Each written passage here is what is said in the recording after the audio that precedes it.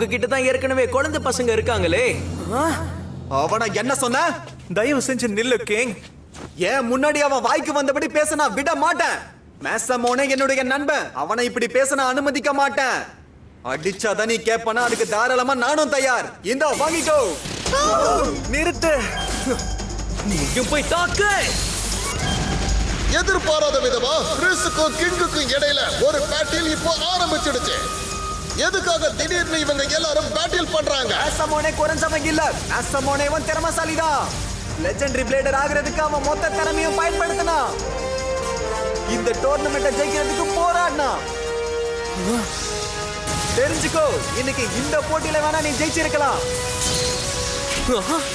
அதுக்காக நீ அவனை விட சிறந்தவன் இல்ல.